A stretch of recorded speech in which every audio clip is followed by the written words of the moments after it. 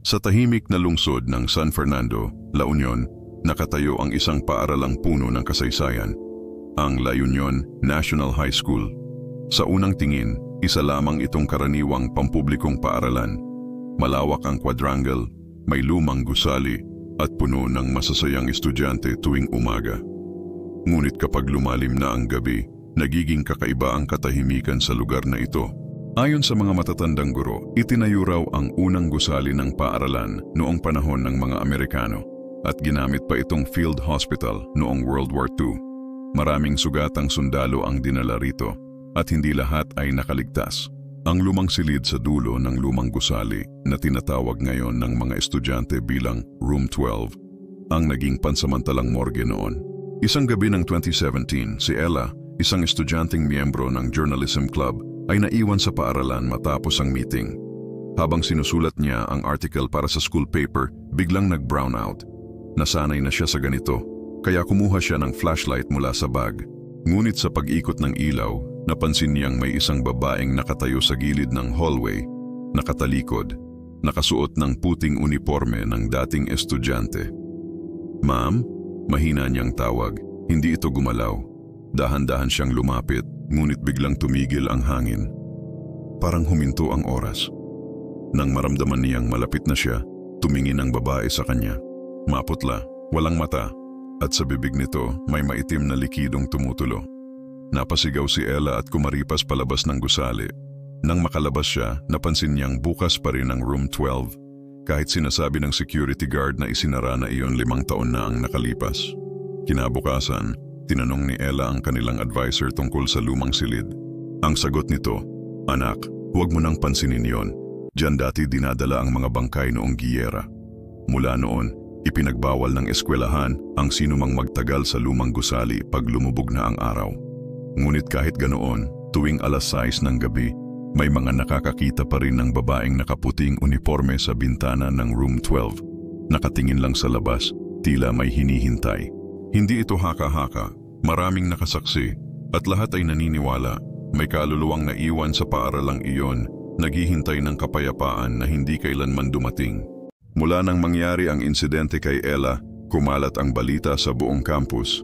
Marami ang nakarinig ng kwento tungkol sa babaeng nakaputing uniforme sa Room 12 at karamihan ay takot nang magdaan sa lumang gusali, lalo na kapag papalubog na ang araw.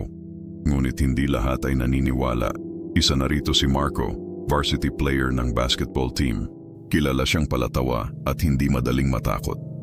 Kaya isang gabi matapos ang practice, napagpasyahan niyang subukan kung totoo nga ang sinasabi ni Ella. "Room 12 lang pala eh. Ano bang meron doon? Multo? Sige nga, tignan natin," pabirong sabi ni Marco sa mga kasamang player. Ngunit pagdating nila sa likod ng lumang gusali, lahat ng kasama niya biglang umatras. "Pre, hindi kami sasama. May naririnig daw diyan gabi-gabi," sabi ng isa. Ngumisi si Marco at pumasok mag-isa. Madilim sa loob at ang tanging ilaw lang ay mula sa kanyang cellphone. Habang naglalakad siya sa lumang pasilyo, ramdam niyang malamig ang hangin, kakaibang lamig na parang nanggagaling sa ilalim ng sahig. Nang makarating siya sa tapat ng Room 12, napansin niyang bukas ang pinto. "Uy, may tao ba dito?" sigaw niya. Walang sumagot. Pagbukas niya ng flashlight, nakita niyang may lumang stretcher sa gitna ng silid. May mga mantsa ng dugo na tila hindi kailanman naalis. Tumawa si Marco, pilit na pinapawi ang kaba. Siguro mga alikabok lang to. Hindi pa siya natatapos magsalita nang marinig niya ang mahinang pag-iyak. "Tulungan mo ako?" Napalingon siya. Sa sulok ng silid, may nakatalikod na babae, parehong puting uniforme sa kwento ni Ella. Dahan-dahan itong humarap at sa sandaling tumapat ang ilaw sa mukha nito, nakita niya ang parehong walang matang babae. Ngunit ngayon, may hawak itong lumang ID ng estudyante. Nakasulat sa likod, Class of 1943. Napasigaw si Marco at mabilis na tumakbo palabas. Pero nang lumingon siya, nakita niyang sarado na ang lahat ng pinto ng gusali. Isa lang ang bukas, Room 12. At mula roon, lumalabas ang boses. "Bakit mo sila iniwan sa giyera, Marco?" Paglabas niya ng gusali, hinimatay siya sa takot. Kinabukasan, sinabi ng janitor na nakita nila si Marco na nakahandusay sa harap ng lumang silid at sa kamay niya, Hawak pa rin ang ID ng class of 1943. Simula noon, kahit ang mga hindi naniniwala ay natutong manahimik kapag dumadaan sa lumang gusali ng La Union National High School. Kinabukasan, kahit pagod at walang ganang bumalik, napilitan pa ring pumasok si Reyna sa eskwelahan. Lalong tumindi ang mga bulong-bulungan sa buong La Union National High School. May ilan daw estudyanteng nakita ring may dumaan sa likod ng covered court ng gabi rin ng nangyaring blackout. Pero nang tingnan nila sa CCTV, walang tao. Habang nagkaklase si Reyna, bigla siyang nakaramdam ng kakaibang lamig. Hindi ito basta ordinaryong aircon na malamig. Ito nis parang hangin na dumadaan sa loob ng kaluluwa. Napatingin siya sa bintana. Doon niya muling nasilayan ang lilim ng babae. Nakasuot ng puting uniforme, duguan ang laylayan, at nakatayo sa ilalim ng punong acacia na malapit sa lumang building. Hindi niya malaman kung totoo o bunga lang ng kanyang pagod. Pero nang mapansin ng kaklase niyang si Liza ang direksyon ng tingin niya, bigla ring nanlaki ang mata nito. Reyna, nakikita mo rin ba yon? Mahina nitong bulong. Pareho silang napatingin ulit, pero wala na roon ang babae. Pagdating ng dismissal, nagpaiwan sila saglit dahil may project na kailangang tapusin. 6:00 na ng gabi nang sila'y maglakad papuntang gate. Pero habang binabagtas nila ang madilim na pasilyo ng lumang gusali, narinig nila ang tunog ng mga yapak sa likod nila, dahan-dahang papalapit kasabay ng mahinang pagtawa ng babae. "Liza, huwag kang lilingon," pabulong na sabi ni Reyna. Pero nang hindi na nila matiis, sabay silang napalingon at doon nila nakita ang babae, nakayuko, duguan ang mukha at may hawak na lumang yearbook. Bago pa sila makatakbo, bumukas bigla ang mga ilaw ng hallway at nawala ang babae na parang bula. Naiwan sa sahig ang yearbook at nang binuksan nila ito, nasa pahina roon ang litrato ng isang estudyanteng babae. Nakangiti at kahawig nang nakita nila, may nakasulat sa ilalim ng litrato, Class of 1986, gone too soon. Mula noon, naging palaisipan na sa kanila kung sino ang babaeng iyon at bakit siya nagpapakita sa kanila. Pero isang gwardiya ang biglang lumapit at may sinabi sa kanila, isang detalye na magpapabago sa takbo ng kwento. "Mga iha," sabi ng gwardyang si Mang Ben habang hawak ang flashlight, "huwag na kayong magpagabi rito. Delikado na sa lumang gusali lalo na kapag lumampas na ng 6:00. Hindi mapakali si Reyna. "Mang Ben, may nakita po kasi kami. Babaeng nakaputi may hawak na yearbook. Paglingon namin bigla siyang nawala." Napahinto si Mang Ben. Kita sa mukha niya ang pag-aalala. "Kung anong nakita niyo? Matagal ko nang naririnig yan. Pero ngayon lang ulit siya nagpaparamdam." Lumapit siya sa kanila, ibinaba ang boses. "Yung babae na nasa litrato, alam kong pangalan niya, si Marites de Vera. Estudyante rito noong 1986. Seryosong honor student, palaging nasa lumang gusali kasi doon yung dating science lab. Pero isang gabi, hindi na siya umuwi. Kinabukasan, nakita siya. Patay, nakasabit sa likod ng gusali. Sabi ng pulis, suicide daw. Pero maraming naniniwalang hindi siya ang may gawa. Nanlamig ang pakiramdam ni Reyna. So, multo niya yung nakita namin?" Tumango si Mang Ben. Simula noon, tuwing pagmalapit na ang buwan ng Nobyembre, may mga nakakakita sa kanya, minsan sa bintana, minsan sa ilalim ng acacia tree. Parang may hinahanap. Nagkatinginan sina Reyna at Liza. "Hinahanap?" tanong ni Liza. Ang sabi ng mga matatandang guro, bago siya namatay, may dala siyang journal, puro drawings ng mga estudyante, at may listahan ng mga pangalan. Hanggang ngayon, hindi pa rin iyon natatagpuan. Pero minsan, sa tuwing magpaparamdam siya, may iniiwan siyang palatandaan. Dahil sa narinig, napagdesisyonan nilang balikan kinabukasan ang lugar kung saan nila nakita ang babae. Pero bago sila tuluyang umalis, nagsalita ulit si Mang Ben. "Kung babalik kayo, huwag niyong basta lapitan. Dahil minsan, ang mga kaluluwang hindi matahimik, nagagalit kapag inistorbo." Habang naglalakad pa uwi, pareho silang tahimik. Ngunit nang sumakay sila ng tricycle, napansin ni Reyna na may papel sa loob ng bag niya. Hindi niya alam kung paano napunta roon. Nakasulat sa lumang papel gamit ang tinta na halos kupas na, "Hanapin mo ako sa silid na nakalimutan." "Mga iha," sabi ng gwardyang si Mang Ben habang hawak ang flashlight, Huwag na kayong magpagabi rito. Delikado na sa lumang gusali lalo na kapag lumampas na ng alas 6. Hindi mapakali si Reyna. Mang Ben, may nakita po kasi kami. Babaeng nakaputi may hawak na yearbook. Paglingon namin bigla siyang nawala. Napahinto si Mang Ben. Kita sa mukha niya ang pag-aalala. Kung anong nakita nyo, matagal ko nang naririnig yan. Pero ngayon lang ulit siya nagpaparamdam. Lumapit siya sa kanila. Ibinaba ang boses.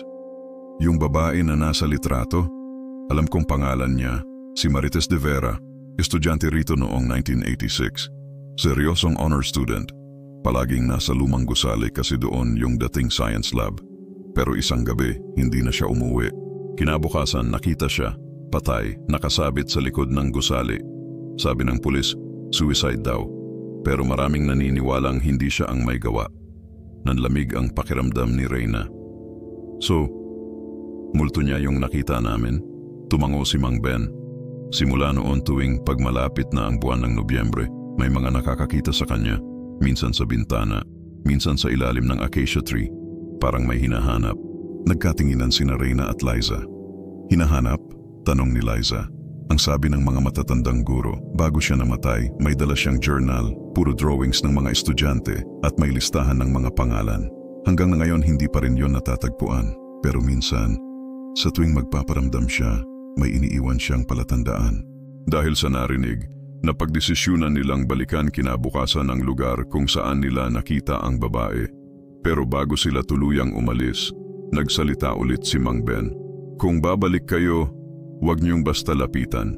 Dahil minsan, ang mga kaluluwang hindi matahimik, nagagalit kapag inistorbo. Habang naglalakad pa uwi, pareho silang tahimik. Ngunit nang sumakay sila ng tricycle, napansin ni Reyna na may papel sa loob ng bag niya. Hindi niya alam kung paano napunta roon. Nakasulat sa lumang papel gamit ang tinta na halos kupas na, "Hanapin mo ako sa silid na nakalimutan." Pagkatapos ng nangyari sa silid Dubi, halos hindi makatulog sina Reyna at Liza. Paulit-ulit nilang binabasa ang huling mensahe sa papel, hindi sila naparusahan. Kinabukasan, nagpasya silang puntahan ang matandang janitor ng La Union National High School, si Mang Ernesto, na halos 40 taon nang nagtatrabaho roon. Paglapit nila sa kanya, agad itong natigilan nang marinig ang pangalang Marites de Vera. "Bakit ninyo alam yung pangalan na yan?" tanong nito, habang nanginginig ang kamay sa paghawak ng walis. Ikinwento ni Reyna ang lahat, ang sulat, ang aparisyon at ang notebook. Tahimik lang si Mang Ernesto habang nakikinig, pero sa huli, bumuntong hininga siya. "Matagal ko nang gustong kalimutan yan," sabi niya. Si Marites ay estudyante rito noong dekada 80. Matalino, mabait, pero may tinatagong sikreto ang mga guro noon. Nagulat si Reyna. "Anong sikreto po?" Tumango si Mang Ernesto, halatang mabigat ang loob. "May insidente noon. Nawawala si Marites ng 3 araw. Akala nila tumakas. Pero nang bumalik siya, iba na ang kilos. Tahimik, parang may trauma. Hanggang isang araw natagpuan siyang wala ng buhay sa loob ng silid Dubi. Sinabing aksidente raw, pero alam naming hindi totoo yon. Tahimik ang paligid. Ang tanging maririnig ay ang hampas ng hangin sa mga dahon. May mga guro noon na kinasuhan pero biglang nawala ang kaso. Lahat ng dokumento nawala sa record at mula noon nagsimula na ang mga kababalaghan sa paaralan, dagdag ni Mang Ernesto. Siguro kaya niya sinabing hindi sila naparusahan, sabi ni Liza, habang unti-unting lumilinaw sa kanila ang koneksyon. Ngunit bago pa sila makapagpasya kung ano ang susunod na gagawin, biglang lumakas ang hangin. Nagsara ang pinto ng janitor's room kahit walang humihila at sa sahig, muling lumitaw ang papel na nakita nila kahapon. Ngayon, may bago itong mensahe. "Huwag ninyong buksan ang silid sa likod ng lumang stage." Napalunok si Reyna. "Liza, parang ayoko na," mahina niyang sabi. Pero alam nilang hindi pa rito nagtatapos ang kwento ni Marites. At ang lumang paaralan ay tila may mas madilim pang nakaraan na nakatago sa dilim ng entablado. Kinabukasan matapos ang klase, lihim na pumunta sina Reyna, Liza at PJ sa lumang auditorium ng La Union National High School. Dito ginaganap noon ang mga pagtatanghal ng teatro at mga graduation ceremony, ngunit ngayon ay sarado na at halos nakalimutan ng lahat. Paglapit nila, agad nilang naramdaman ang kakaibang lamig sa paligid. Ang mga kurtina ay punit-punit at ang mga lumang bangko ay nababalot ng alikabok. Ngunit ang pinakakatakot ay ang malaking entablado sa dulo ng silid, ang eksaktong lugar na tinutukoy sa mensahe. "Sigurado ba kayo dito?" tanong ni PJ, halatang nag-aalangan. Kung totoo ang lahat ng sinabi ni Mang Ernesto, dito siguro nagsimula ang lahat, sagot ni Reyna. Habang naglilibot sila, napansin ni Liza ang isang maliit na pinto sa likod ng stage, natatakpan ng lumang tela. Halos di ito kita kung hindi mo lalapitan. Dahan-dahan niya itong binuksan at agad silang sinalubong ng matinding amoy ng lumang kahoy at kalawang. May mga lumang gamit sa loob, mga sirang upuan, lumang sapatos at ilang school records na tila itinago. Ngunit sa pinakailalim ng cabinet, may isang malaking kahon na kahoy na nakasilyado. Nakasulat sa ibabaw, "Property of Department Head, 1983. Binuksan nila ito gamit ang bakal na nahagilap ni PJ. Pagangat ng takip, tumambad sa kanila ang mga lumang papel, mga report cards, ID at isang folder na may nakasulat na Case Report Confidential. Binasa nila ito.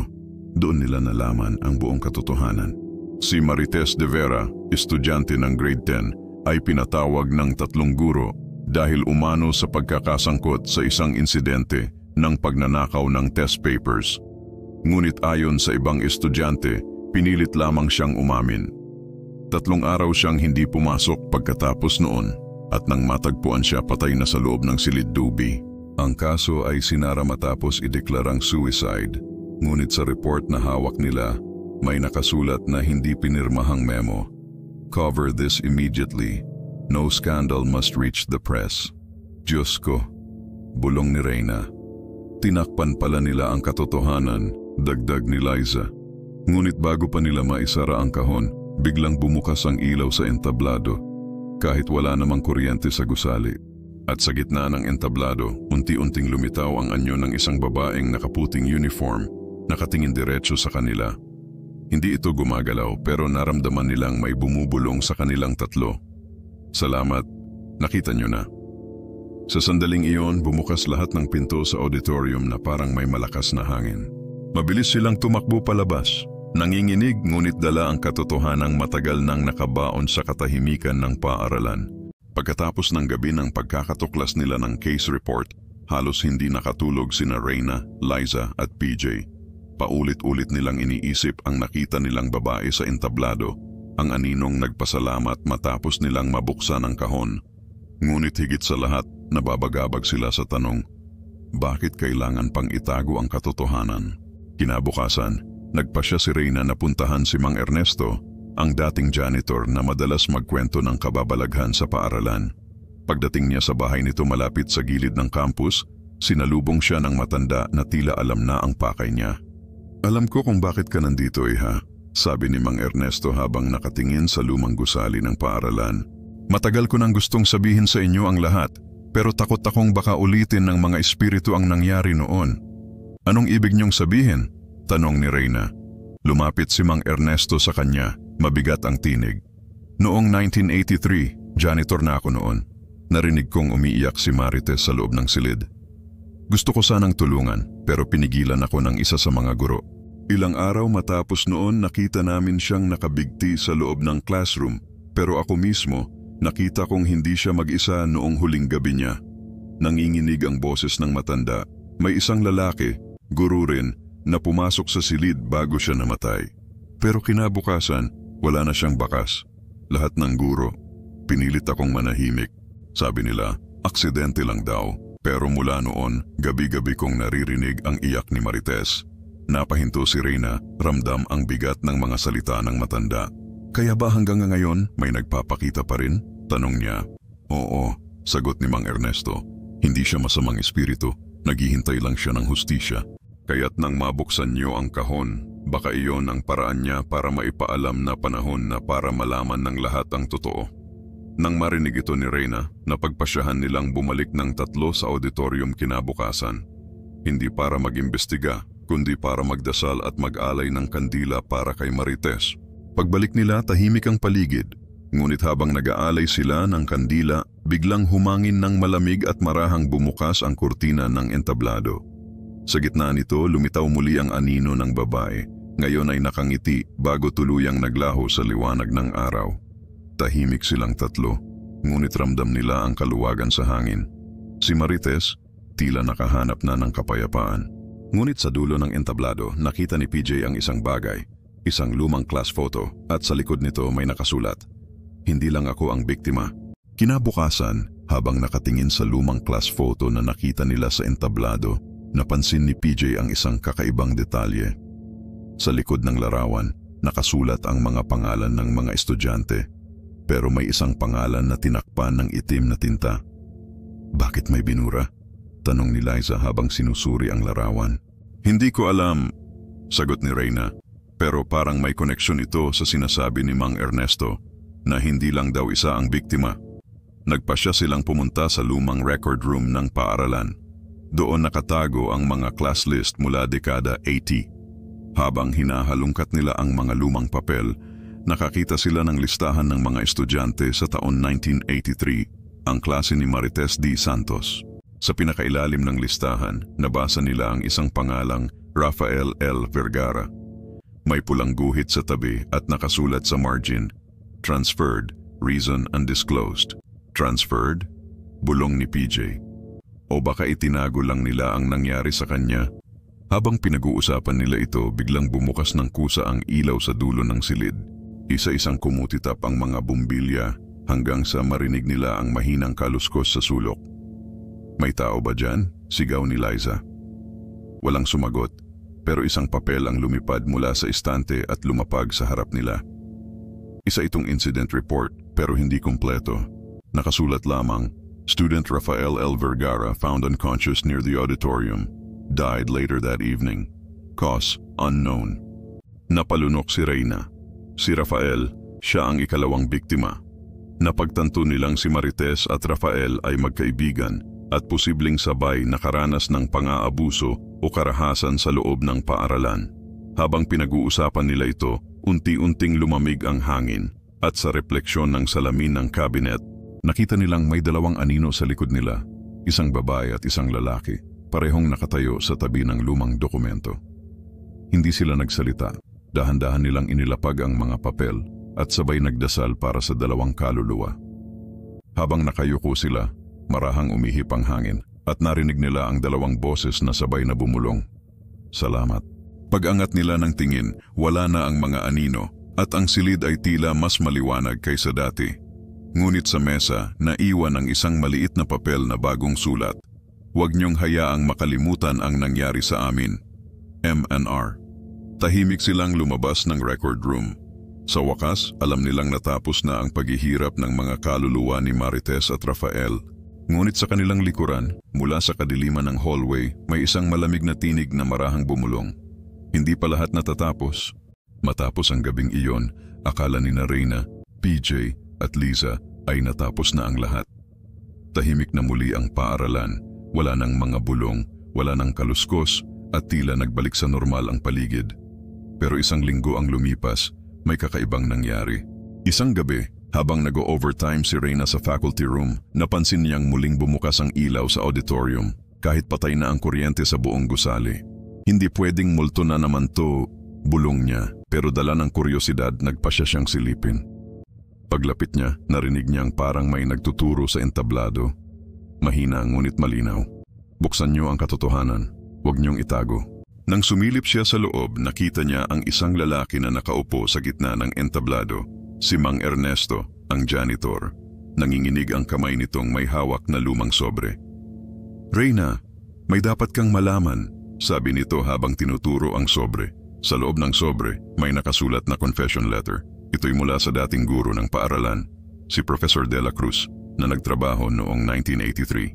Nakasulat doon, "Ako ang dahilan kung bakit nagkaganon si Marites at Rafael. Hindi ko sinasadyang magdulot ng kapahamakan, ngunit ako ang nagkubli ng katotohanan. Natakot akong masira ang pangalan ng paaralan." Kinilabutan si Reyna. Lahat ng mga misteryong bumabalot sa La Union National High School ay dahil sa mga kasalanang itinago ng nakaraan. Biglang lumakas ang hangin. Sa gitna ng auditorium, muling lumitaw ang mga anino ni Marites at Rafael.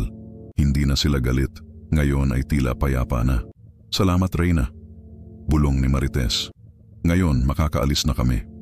Lumapit ang mga kaluluwa sa entablado, magkahawak kamay, bago tuluyang naglaho sa liwanag. Sa sandaling iyon, napansin ni Reyna na natigil na ang kakaibang lamig sa paaralan. Kinabukasan ipinasa ni Reyna ang sulat sa prinsipal. Ginamit nila iyon upang muling buksan ang kasaysayan ng paaralan bilang babala at alaala sa mga estudyante. Lumipas ang panahon, naging alamat na ang kwento ni Marites at Rafael.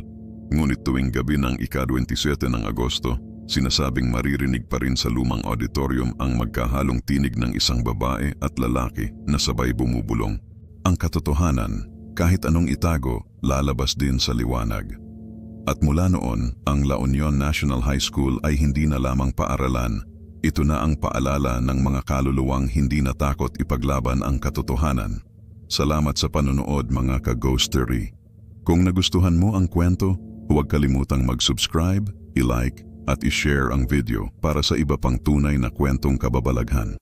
Hanggang sa susunod na gabi ng hiwaga, dito lang sa Ghostery.